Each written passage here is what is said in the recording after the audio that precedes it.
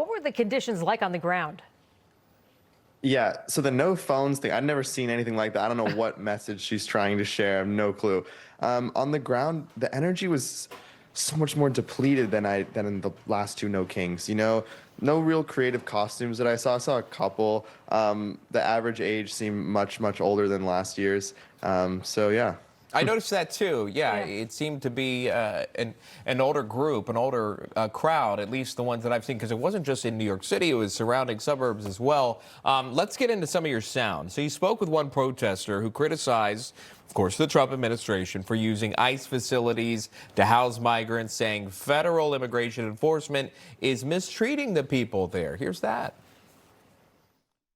Hitler put Jews in gas chambers, and Trump hasn't done that. So, well, he didn't do it in the beginning. He is building concentration camps all over the country. Trump is? Absolutely. Where? Didn't you see?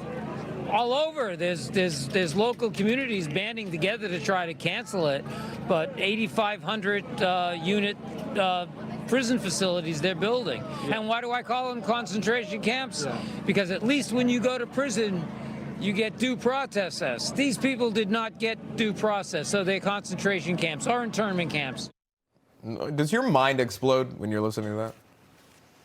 A little bit, yeah. That day was several times, actually, I needed a second. And I've done close to 1,000 interviews, and that day there was more than a couple interviews where I needed some time. Concentration camps in the United States. These are things you only hear if you really speak to these people. Yeah, you asked another protester about the upcoming presidential election. She says a Republican will not be her choice for president. Listen. If you had to vote for a Republican, J.D. Vance or Rubio, which one would you pick if you had to? Yeah. I would slit my throat. Ooh, yeah. Really? Yeah.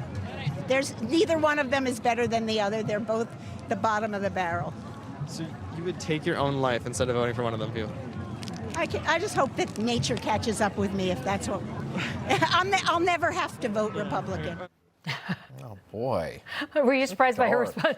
Yeah, slit my throat. So it's a little drastic. Yeah. It's so violent. Like, wow. Morbid.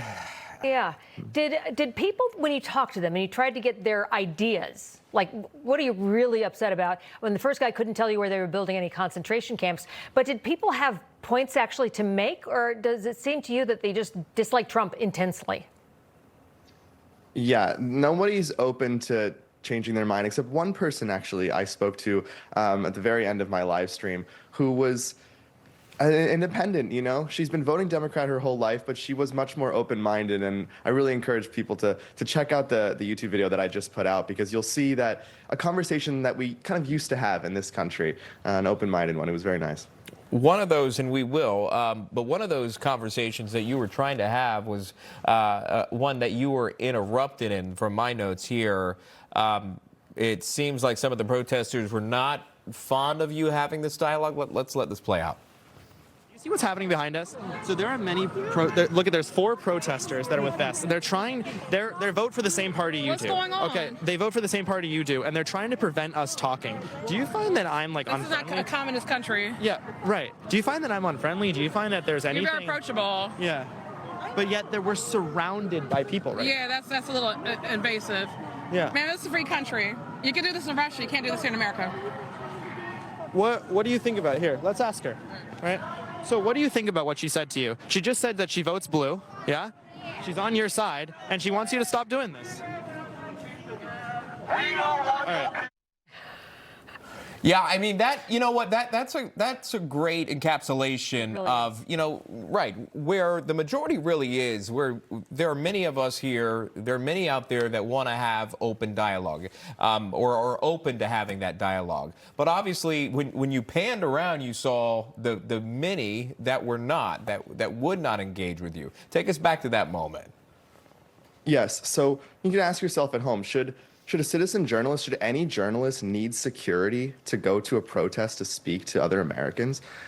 No. And, you know, the best way to support my channel is, you know, go to natefriedmanshow.com/FriedmanFiles. This is how you can support the channel and also pitch in for the security. You can see my security actually pushing back these 6 masked up members of Rise and Resist, preventing my interviews. This is not something we want to see in this country.